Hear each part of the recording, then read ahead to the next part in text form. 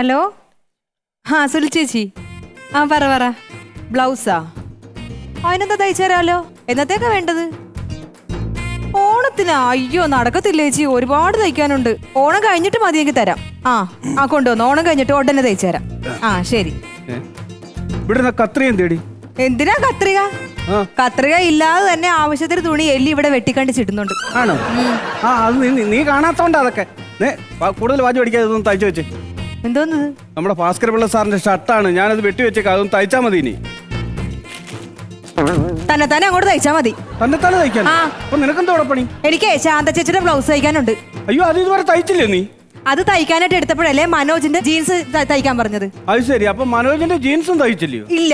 പിന്നെ നിനക്കെന്തോ ഇവിടെ പണിയെന്ന്? എനിക്ക് ഒരു പണിയില്ല, ഞാൻ ഇവിടെ ഇരുന്ന് സുഖിക്കുക. ബ്ലൗസ് മാത്രം തയ്ച്ചോണ്ടിരുന്ന ഞാനല്ലേ നിങ്ങൾക്കൊരു സഹായം ആവട്ടെ എന്ന് വെച്ചിട്ടാണ് ഷർട്ടും കൂടെ തയ്ക്കാൻ തുടങ്ങിയത്. അതിനെന്താ കുഴപ്പം? ഇപ്പൊ എല്ലാം എന്റെ തലയിലായി. ഉത്തരവാദിത്തം മൊത്തം എന്റെ തലയിലായി. ഉത്തരവാദിത്വം ഒരു സ്ഥാപനം മുന്നോട്ട് നന്നായിട്ട് പോകണമെന്നുണ്ടെങ്കിൽ കൂട്ടു ഉത്തരവാദിത്വം വേണം. അതുകൊണ്ടാ. അങ്ങനെ നിങ്ങളും കൂടെ വിചാരിക്കണം. ഓണമാ വരുന്നത്. കഴിഞ്ഞ ഓണത്തിന് ഞാൻ എന്റെ വീട്ടിൽ പോയാ? ഇല്ലല്ലോ. ഈ ഓണത്തിനെങ്കിലും എനിക്ക് എന്റെ വീട്ടിൽ പോണം. എടി, ഈ ഓണം സമയത്തിലൂടെ അല്പമെങ്കിലും വർക്ക് നടക്കുന്നത്. ആ സമയത്ത് നിന്റെ വീട്ടിലോട്ട് കെട്ടിയെടുക്കുന്ന എന്തിന്? ഓണം കഴിഞ്ഞാൽ നിന്റെ വീട്ടിലോട്ട് പോയി ഒക്കത്തില്ലയോ? ഞാൻ എന്തായാലും ഈ ഓണത്തിന് എന്തായാലും പോകും. ഇവിടെ വർക്ക് നടക്കട്ടെ. വർക്ക് നടന്നിട്ട് അത് കഴിഞ്ഞിട്ട് ഓണത്തിന് പോയാൽ മതി. എന്റെ ജീൻസ് എന്തായി? ഞാൻ ജീൻസ് പറഞ്ഞ ആൾട്രേഷൻ ചെയ്യാൻ തന്നിരുന്നു. എന്ന് ഓഗസ്റ്റ് 2-ാം തീയതി തന്നത്. ഓഗസ്റ്റ് 2-ാം തീയതി. ഇത് ജൂണിൽ കൊടുക്കാണ്ട യൂണിഫോം പോലും ഇതുവരെ ഞാൻ റെഡിയാക്കിയിട്ടില്ല. അപ്പോഴാ ഇനി ആഗസ്റ്റ് കിടക്കുന്ന നിന്റെ ജീൻസ്. ഞാനേ കഴിഞ്ഞ വർഷം ഓഗസ്റ്റ് 2-ാം തീയതിയാണ് തയ്ക്കാൻ തന്നത്. കഴിഞ്ഞ വർഷം ആണ്. എനിക്കിപ്പോ സാധനം വേണം. അതെ, സാധനം തരാം. സാധനമൊക്കെ റെഡിയാണ്. നീ വരാഞ്ഞോണ്ടല്ലോ. അങ്ങനെ നീ ഒന്ന് കറങ്ങിച്ചു വാ. അപ്പൊ ഞാൻ ഒരു ബട്ടൺ പിടിപ്പിക്കാനുണ്ട്. ഓക്കെ, ഞാൻ പോയിട്ട് വരുവാണ്. അത്യാവശ്യമാണ്. ഒന്ന് എടുത്ത് വെക്കണേ. വേറെ സമയമില്ലാത്തോണ്ടാണ്. അന്നേരത്തേക്ക് റെഡിയാക്കി വെക്കാം കേട്ടോ. എടി, ആ ജീൻസ് ഇവിടെ വെച്ചു. നിങ്ങളല്ലേ വെച്ചത്? ഒരു വർഷമായ സാധനമാണിത്. നിനക്കൊരു ഉത്തരവാദിത്തം ഇല്ലെന്ന് പറഞ്ഞാൽ മതി. എവിടെയും ഉണ്ടെങ്കിൽ തപ്പി എടുക്കടി. അത് നോക്ക്. തപ്പി എടുക്കട്ടെ. നിനക്കറിയാം, അവന്റെ അച്ഛൻ പോലീസാണ്. അയാളെ വായിരിക്കണ ഞാൻ കേൾക്കേണ്ടി വരും. എലി പണി പറ്റിച്ചു. എന്താ പറ്റി? നോക്ക്. അയ്യോ ദൈവമേ, ഞാൻ അങ്ങേരോട് എന്ത് സമാധാനം പറയുവാടി? നിനക്ക് വല്ല ഉത്തരവാദിത്വം ഉണ്ടോ? നിന്നോട് എത്ര തവണ ഞാൻ പറഞ്ഞത് ആ എലിയെ കൊല്ലണം, എലി വിഷം വെച്ച് എലിയെ കൊല്ലണമെന്നും. എലി വിഷമൊക്കെ വെക്കുന്നുണ്ട്. എലി അത് തിന്നിട്ട് പോകും, അല്ലാതെ ചാവുന്നൊന്നുമില്ല. ഇനിയിപ്പോ ഞാൻ അവന്റെ അച്ഛൻ പോലീസുകാരനാണ്. ഇനിയിപ്പോ എന്തായാലും നിങ്ങൾ തന്നെ പറഞ്ഞോ, എനിക്ക് പേടിയാ. വായിരിക്കും തെറിയല്ല കേൾക്കേണ്ടി വരും. എന്താ എല്ലാം റെഡിയാടാ. ഒന്ന് ഇട്ടോ കേട്ടോ. എനിക്ക് കുറെ ദിവസമായി അത്. മോനൊരു കാര്യം ചെയ്യ്. മോനെ ഒന്നുകൂടെ പോയിട്ട് ബാക്കിൽ എന്തായിരിക്കുന്നു? വായിക്കലൊന്നുമില്ല. ഞാൻ കണ്ട്. എന്റെ പാന്റ് കണ്ട എനിക്ക് അറിഞ്ഞൂടെ?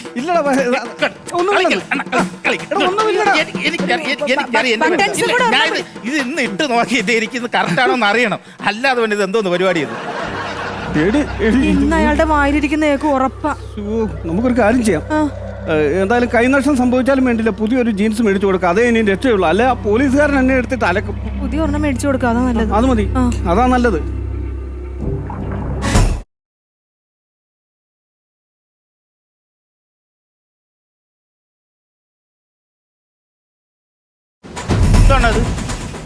അന്നെ ഒരു അബദ്ധം പറ്റിയാണ്. നീ ഒന്നും വിചാരിക്കരുത്. വേണമെങ്കിൽ നമുക്ക് പുതിയ ഒരെണ്ണം മേടിക്കാം. ഇത് പോട്ടെ. എന്തിനു പുതിയത്? ഇത് പുതിയ എന്താടാ അടിപൊളിയായിട്ട് സൂപ്പർ ഡിസൈൻ. ഞാൻ മെനഞ്ഞാന്നും കൂടെ ഓൺലൈനകത്ത് നോക്കിയപ്പോഴേ ഈ മോഡൽ 6000 രൂപ അതിനകത്ത്. എനിക്ക് ഇഷ്ടപ്പെട്ടു. ഓൺലൈനിൽ 6000 രൂപ. 6000. എന്റെ പേടി എന്താണെന്നറിയോ? ഇത് നിനക്കെങ്ങാനും ഇഷ്ടപ്പെട്ടില്ലെങ്കിലോ എന്നുള്ളതാണ് എന്റെ പേടി. അതാ ഞാൻ പുതിയ പാന്റ് മേടിച്ചു തരാന്ന് പറയാൻ പറഞ്ഞത്. കഴിവൊക്കെ എവിടെ ഒളിച്ചു വെച്ചിരുന്നത്? എന്താ പടി പറഞ്ഞതിനെക്കാട്ടിലും 500 രൂപ കൂടുതലുണ്ട്. 500 കൂടുതലോ? അന്നെടുത്ത് എന്റെ സന്തോഷത്തിന് ഈ ഓണം ഞാൻ അടിച്ചു പൊളിക്ക് പാന്റ്. അച്ഛനോടൊന്ന് പറഞ്ഞേക്കാ. പറഞ്ഞേക്കാം. മാമനാണ് അടിച്ചെന്ന്, അല്ല അണ്ണനാ അടിച്ചെന്ന് കേട്ടാ. ഇതുകൊണ്ട് വെച്ചാൽ പൈസ അകത്തോട്ട്. ഈ പൈസക്ക് എന്തായാലും ഞാൻ എലിവിഷം മേടിക്കും. എലിവിഷം മേടിച്ചാ കൊല്ലും ഞാൻ. അതിന് പൊറോട്ട ഇറച്ചി വല്ലതും മേടിച്ചു കൊടുത്താൽ മതി. ഇപ്പൊ ഞാൻ രക്ഷപ്പെട്ടത് എലി ഉള്ളതുകൊണ്ടല്ലോ. വന്നാട്ടെ. എന്ത് പറ്റി? എന്തോ പണിയാ കാണിച്ചേ? എന്ത് പണി? എന്താ തയ്യൽ പണിയല്ലേ? അതറിയത്തില്ല. നിന്റെ തയ്യൽ പണി. നീ എന്തോ തയ്യൽ പണിയാ കാണിച്ചത്? എന്റെ മോനൊരു ഷർട്ട് അടിക്കാൻ ഞാൻ കൊണ്ടുവന്നു. അത് മെനങ്ങാതെ നീ തച്ചു തന്നു. എടാ അത് ഇട്ട് നോക്കിയപ്പോ അവൻ അളവല്ലടാ. അത് ഇവിടുന്ന് ഈ ഇട്ടപ്പോ ഇവിടെ നിന്നുള്ള സ്റ്റിച്ചിങ് എല്ലാം പോണ്. ചേട്ടന്റെ ഇളയ മോന് വേണ്ടിട്ടല്ലേ ആ തയ്ച്ചത്? ഇളയ മോന് ആ. അവന്റെ ബട്ടൺസ് ഇടാൻ പറ്റുന്ന ബട്ടൺസ് ഒക്കെ പൊട്ടിത്തെറിക്കുക. ആ അത് കൊച്ചു വല്ല കുസ്തിക്കും പോയിട്ടുണ്ടാവും, അതുകൊണ്ടായിരിക്കും. കുസ്തിക്കൊന്നും പോയില്ല, അവൻ മെനങ്ങാന്നിട്ട് പിന്നെ ഇട്ടിട്ടില്ല അവൻ അത് ഷർട്ട്. പിന്നെ അല്ല പിന്നെ അതിങ്ങോട്ട് കൊണ്ടുപോയി, ഞങ്ങളത് ശരിയാക്കി തരാം. അത് അങ്ങനെ വരാൻ വഴിയില്ലല്ലോ. അതാ ഞാൻ കാണിച്ചു തരാം. ആ വിളിച്ച മക്കളാടാ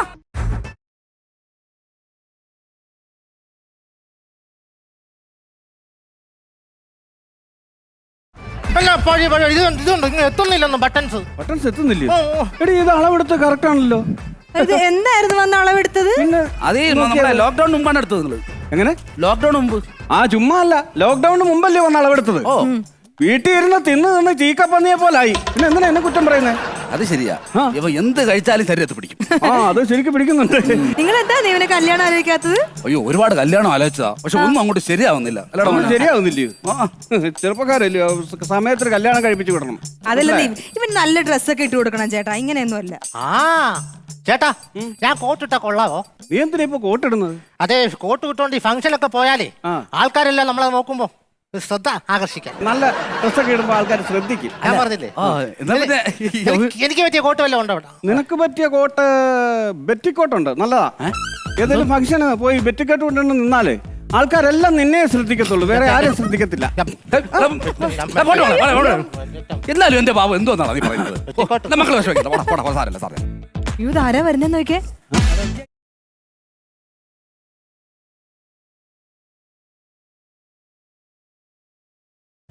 രാജൻ, ഇരിക്കണം sir. how are you, man? നമസ്കാരം, ഇരിക്ക്. നമസ്കാരം. എന്താ സാർ ഇങ്ങോട്ട് പിന്നെ? എനിക്ക് നിങ്ങളെ കാണാൻ വേണ്ടി വരെ അങ്ങനെ പ്രത്യേകിച്ച് കാരണം വല്ലതും വേണം. എന്തായാലും കൊണ്ട് ഒന്ന് വിളിച്ചാൽ മതിയായിരുന്നു. ഞങ്ങൾ അങ്ങോട്ട് ഇങ്ങോട്ട് വന്നേനല്ലോ. വെറുതെ ഇവിടെ വരെ ഒന്ന് ബുദ്ധിമുട്ടി ഇല്ലേ? അല്ല ഞാൻ യഥാർത്ഥത്തിൽ ഇവിടെ വരെ ഇറങ്ങിയതല്ല. നമ്മുടെ എക്സ് MLA ഉണ്ടല്ലോ, അദ്ദേഹത്തിന്റെ വീട് വരെ ചെറിയൊരു ഒരു മീറ്റിംഗിന് വേണ്ടി പോയതാ. അപ്പൊ പോകുന്ന വഴിക്ക് നിങ്ങളൊന്ന് കാണാം, അപ്പൊ എനിക്ക് വേണ്ടി തച്ചു വെച്ചിരിക്കുന്ന പാന്റ് ഷർട്ട് എടുത്തോണ്ട് പോവുകയും ചെയ്യാം. സാർ ഒന്ന് ഫോൺ ചെയ്താൽ പോരായിരുന്നു, ഞാനൊരാളുടെ കൊടുത്ത് അങ്ങ് വിടത്തില്ലായിരുന്നു. There's no problem. അപ്പൊ എടുത്താ ഞങ്ങളങ്ങ് സാറിന്റെ ഷർട്ടിങ് എടുത്തേ. ഗീത മോള് വേഗം എടുക്കണം. രാജാ പിന്നെ എന്തുണ്ടാ വിശേഷങ്ങൾ? ഒന്നുമില്ല സാറേ, ഓണമൊക്കെ അല്ലേ, അതിന്റെ ഒരു ചെറിയ തിരക്കുണ്ട്, അല്ലാതെ വേറെ പ്രശ്നമൊന്നുമില്ല. കാശിന് എന്തെങ്കിലും ആവശ്യം ഉണ്ടെങ്കിൽ പറഞ്ഞാൽ കേട്ടോ. അയ്യോ അത് ഞാൻ പറയുമല്ലോ. ഇവിടെ കണ്ടാ മതി. ചേട്ടാ അതെവിടെയാ തയ്ച്ചു വെച്ചേക്കുന്നത്? അതെവിടെ തയ്ച്ചു വെച്ചേക്കുന്നു? നീ അല്ലേ ഷർട്ട് തയ്ച്ചത്? അയ്യോ ഞാനല്ല തയ്ച്ചത്. ആര് പറഞ്ഞു നീ അല്ലേ തയ്ച്ചെന്ന്? ചേട്ടനാ തയ്ച്ചത്. അല്ല രാജ വിഷയം ഉണ്ടാക്കണം, നോക്കിയാ മതി. ചേട്ടനൊന്ന് ഓർത്ത് നോക്കിയേ. ഷർട്ട് തയ്ച്ചത് ചേട്ടൻ ഓർത്ത് നോക്കിയേ. ചേട്ടൻ പറഞ്ഞില്ലേ ഞാൻ തയ്ച്ചാൽ ശരിയാവത്തില്ല, ചേട്ടൻ തയ്ച്ചാലേ ശരിയാവുള്ളൂ. ചേട്ടനാ തയ്ച്ചത്. ഞാനങ്ങനെ പറഞ്ഞു? നിന്റെ കണ്ണ് പൊട്ടി പോകും. ഓരോ കുഴപ്പം വരുമ്പോ അതെല്ലാം എന്റെ തലയിൽ കൊണ്ടുവെക്കാണ് അല്ലേ? നിങ്ങൾ നോക്കിയാ മതി, അവിടെ സമാധാനത്തിൽ നോക്കുമോളെ, എവിടെ എവിടെയെങ്കിലും കാണും. എന്തേലും അബദ്ധം കാണിച്ച് ഞാനൊരു അബദ്ധം കാണിച്ചിട്ടില്ല. മാഡം ഇത് കേൾക്കണം. രാവിലെ തൊട്ട് വൈകിട്ട് വരെ എനിക്ക് ഇവിടെ പിടിപ്പത് പണിയാ. ബ്ലൗസ് മാത്രം തയ്ച്ചുകൊണ്ടിരുന്ന ഞാനാ. ചേട്ടനെ ഒന്ന് സഹായിക്കാൻ വേണ്ടിയിട്ടാണ് ഇപ്പൊ ഷർട്ടും കൂടെ തയ്ക്കാൻ തുടങ്ങിയത്. ഒരു സ്ഥാപനം തുടങ്ങുമ്പോൾ രണ്ടുപേരോട് പരസ്പരം ഒന്ന് സഹായിച്ചു വേണ്ടേ സാറേ? അവള് പറയട്ടെ. അത് കാരണം എനിക്കിപ്പോ നിന്ന് തിരിയാൻ സമയമില്ല. ഇവിടുത്തെ പണിയൊക്കെ കഴിഞ്ഞിട്ടാണ് ഞാൻ വീട്ടിൽ പോയിട്ട് പിള്ളേരുടെ കാര്യവും വീട്ടിലെ കാര്യവും നോക്കുന്നത്. എന്നിട്ട് പറയുക എനിക്ക് ഉത്തരവാദിത്തമില്ലെന്ന്. ഇവിടെ കിടന്ന് ഞാൻ കഷ്ടപ്പെടുവാ മാഡം. ഭയങ്കര കഷ്ടപ്പാടാണ്, ഭയങ്കര കഷ്ടപ്പാടാണ്. ആ കഷ്ടപ്പാടാ. നിനക്ക് എന്താണ് ഇവിടെ കഷ്ടപ്പാട്? നിനക്ക് സുഖമല്ലോ ഇവിടെ? പരമാനന്ദ സുഖമായി എനിക്ക്. ഒരു സുഖക്കുറവില്ല. നിങ്ങൾ കിടന്ന് ഇങ്ങനെ ബഹളം ഉണ്ടാക്കാതെ. വൈഫിനെ ഇങ്ങനെ എപ്പോഴും ഇങ്ങനെ കുറ്റം പറഞ്ഞാൽ എങ്ങനെ? അവർക്കും ഒരു സ്വാതന്ത്ര്യമൊക്കെ വേണ്ടേ? അല്ല സാറേ, എങ്ങനെ കുറ്റം പറയായിരിക്കും സാറേ? സാറിനെ പോലെ നിങ്ങളുടെ ജീവിതം അല്ലല്ലോ ഞങ്ങൾ സാധാരണക്കാരല്ല. നമ്മുടെ ജീവിതം എന്ന് പറഞ്ഞാൽ അങ്ങനെയാണ്. അതായത് ഞാനിപ്പോ എന്തെങ്കിലും ഒരു കുറവ് എന്റെ ഭാര്യയ്ക്ക് വരുത്തിയിട്ടുണ്ടോ? നമ്മൾ വളരെ സന്തോഷമായിട്ടാണ് ജീവിക്കുന്നത്. എന്തെങ്കിലും വിവാഹം കഴിഞ്ഞിട്ട് ഇപ്പൊ 30 വർഷം കഴിഞ്ഞു, ഇതുവരെ എന്തെങ്കിലും ഒരു കുറവ് ഇവക്ക് വരുത്തിയിട്ടുണ്ടെങ്കിൽ ഇപ്പൊ അവള് പറയട്ടെ. അതെന്താ അങ്ങനെ പറഞ്ഞത്? വീട്ടിൽ വെറുതെ ഇരുന്ന് എന്നെ യോഗ ക്ലാസ്സിൽ കൊണ്ട് ചേർത്തത് ചേട്ടൻ, ബ്യൂട്ടി പാർലറിൽ നിർബന്ധിച്ച് പറഞ്ഞു വിടുന്നത് ചേട്ടൻ, ക്ലബിൽ പറഞ്ഞു വിടുന്നത് ചേട്ടൻ. ഇങ്ങനെ ഒരാളെ കിട്ടണമെങ്കിൽ തപസ് ചെയ്യണം മോളെ. കണ്ട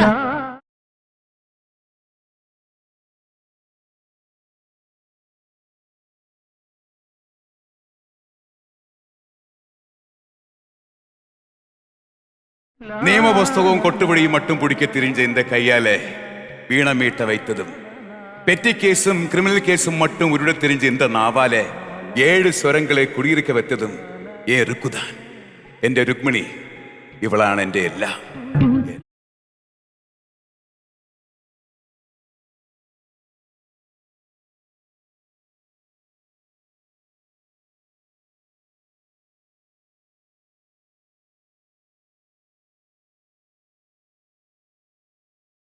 എൻ്റെ ജീവിതത്തിലെ എല്ലാ സൗഭാഗ്യങ്ങളും കൊണ്ടുവന്നത് ഇവളാണ്. എന്റെ കുരു ഗുരു രുക്കു തിരിഞ്ഞുപോയി. കണ്ടാ അവരുടെ റൊമാൻസ് കണ്ടാ? അങ്ങനെയാ ഭർത്താക്കന്മാര്. ഇവിടെ എനിക്കും ഉണ്ട് ഒരുത്തൻ, ഒരു ഗുണമില്ലാത്തത്. അങ്ങനെ പറയല്ലേ. എനിക്കെന്താ കുഴപ്പം? തൊടരുതെന്നാട്ടാ പറഞ്ഞത്. ഇതെന്നെ തൊട്ടാ ഞാൻ. അത് ശരി. അപ്പൊ അത്രത്തോളം എത്തി കാര്യങ്ങൾ അല്ലേ? സാറിത് കണ്ടോ? സാറേ സാറിത് കണ്ടോ? അവൾ എന്നെ തല്ലാൻ അയ്യോ, വെറുതെ പറയില്ല ചേട്ടാ. അവിടെ സ്വന്തം ഭർത്താവിന്റെ നേരെ കൈയോങ്ങി. അങ്ങനെ പറയില്ല. അല്ല, ആ കൊച്ചിനെ കുറിച്ച് അങ്ങനെയൊന്നും പറയില്ല. എനിക്ക് അറിയാന്നുള്ള കുട്ടിയല്ല. ഇനിയൊന്നും എനിക്ക് കേൾക്കണ്ട. പെട്ടെന്നുള്ള ദേഷ്യത്തിൽ ചെയ്തു പോകണം. വിട്ടുകളാത്. പെട്ടെന്നുള്ള ദേഷ്യത്തിൽ ഇങ്ങനെ വന്നു പോയത്. അല്ല, രാജ പറയരുത് സാറേ.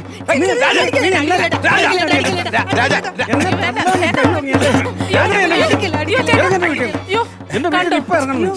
നീ എന്റെ കൂടെ ഇനി വേണ്ട. നീ എനിക്ക് ശ്വാസം മുട്ടുന്നു. രാജ, നീ ഇങ്ങനെ ഇടന്ന് ബഹളം ഉണ്ടാക്കരുത്. സ്ത്രീകളെ അപമാനിക്കുന്ന പറഞ്ഞു കഴിഞ്ഞാൽ 498 അത് നീ ഉള്ളയാവും. 5 വർഷം വരെ അകത്ത് കിടക്കും. സംസാരിക്കാതെ ശ്വാസം മുട്ടലുണ്ടാവും. എന്തിനാ ഈ ബഹളത്തിന് വർത്താനം പറയാൻ? ഞാൻ ഗുളിക കഴിച്ചിട്ട് പെട്ടെന്ന് വരാം. കാറിൽ ഇരിപ്പുണ്ട്, വേഗം പോയി കഴിച്ചിട്ട് വാ. ഞാൻ സംസാരിച്ചോളാം ഇവരോട്. അതെ, ഞാൻ സംസാരിക്കുന്ന കേക്ക് സമാധാനമായിട്ട്. വേണ്ട, ഇതിനൊരു തീർപ്പുണ്ടായിട്ട് ഇനി ഉപദേശം മതി. അതെന്താ? എന്റെ നേരെ കൈയോങ്ങി. അതിനെ അടിച്ചില്ലല്ലോ, ഓങ്ങിയതല്ലേ ഉള്ളൂ, തല്ലിയില്ലല്ലോ. അത് ശരി. ജഡ്ജി അമ്മയും അവിടെ സൈഡാണ്. അല്ല, പറയുമ്പോ എല്ലാം പറയണം. ഒരു തെറ്റ് ചെയ്താല് അത് ഭർത്താവാണെങ്കിലും തല്ലേണ്ടി വന്നാ തല്ലണം. അപ്പൊ നിങ്ങൾ സ്ത്രീകളെല്ലാം ഒന്നാണ്, ഒറ്റക്കെട്ടാണ്. അല്ല, അങ്ങനെയാണ്. ഇപ്പൊ ഉദാഹരണത്തിന് ഇപ്പൊ എന്റെ ഭർത്താവ് എന്നോട് എന്തെങ്കിലും തെറ്റ് ചെയ്തു എന്ന് വിചാരിക്കുക. വിചാരിക്കത്തില്ല, അതൊരു പാവം മനുഷ്യനല്ലേ അത്. അത് ഒരു ഉദാഹരണം. ഞാനിപ്പോ ഈ ക്ലബിലോ പാർലറോ അവിടെ ഇവിടെയൊക്കെ പോയി നല്ല തിരക്കിലുള്ള ഒരാളല്ലേ. അപ്പൊ ഞാൻ വീട്ടിലില്ലാത്ത സമയത്ത് എന്റെ ഭർത്താവ് എന്റെ വീട്ടിലെ വേലക്കാരിയായിട്ട് ശൃംഗരിക്കുകയോ പ്രേമിക്കുകയോ എന്തെങ്കിലുമൊക്കെ ചെയ്താൽ ഞാൻ ക്ഷമിക്കണം. ഇത് ക്ഷമിക്കണ്ട, തെറ്റല്ലേ? അത് തെറ്റാ. അപ്പൊ അങ്ങനെ എന്നെ വഞ്ചിക്കുന്ന ഒരാളിനെ ഞാൻ തല്ലേണ്ടി വന്നാ തല്ലണ്ടേ? അതെന്തായാലും തല്ലണം. കൊല്ലണ്ടേ? കൊല്ലണം.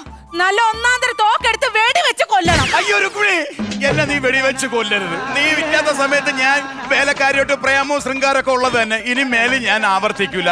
നീ വീട്ടിൽ തോക്കുള്ള കാര്യം അറിയുന്നോണ്ട് എന്നെ വെടിവെച്ച് കൊല്ലരുത് പ്ലീസ്. Please Rukmini, please. നിങ്ങൾ ഇത്ര നാൾ വേലക്കാരിയായിട്ട് പ്രേമമായിരുന്നല്ലേ? അപ്പൊ നിങ്ങൾ എന്നെ വഞ്ചിക്കായിരുന്നല്ലേ? അയ്യോ, നീ അറിയില്ലായിരുന്നല്ലേ? ഇനി ഇയാളായിട്ട് ഒരു നിമിഷം പോലും ഞാൻ ജീവിക്കത്തില്ല. എനിക്ക് ഡിവോഴ്സ് വേണം. അയ്യോ രുക്മിണി, അങ്ങനെ പറയരുത്. ഞാനൊരു ഉദാഹരണം പറഞ്ഞപ്പോ അയാളെ തേറ്റി പിടിച്ച് ഇയാൾ ഇത്ര നാളെ എന്നെ വഞ്ചിച്ചു. എനിക്കിനി ഇയാളുടെ കൂടെ ജീവിക്കണ്ട. വേണ്ട, എനിക്കൊന്നും കേൾക്കണ്ട. പിന്നെ തമ്പുരു, അയാൾ തമ്പുരു. ഒരു ഒറ്റ മേലിൽ എന്നെ വീട്ടുമുറ്റത്ത് കയറി കാലിൽ ഞാൻ മുട്ടയാൻ തല്ലി ഓടിക്കും. വേണ്ട, ഒന്നും കേൾക്കണ്ട.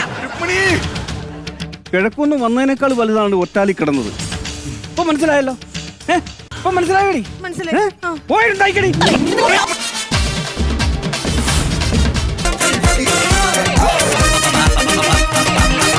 Comedy Master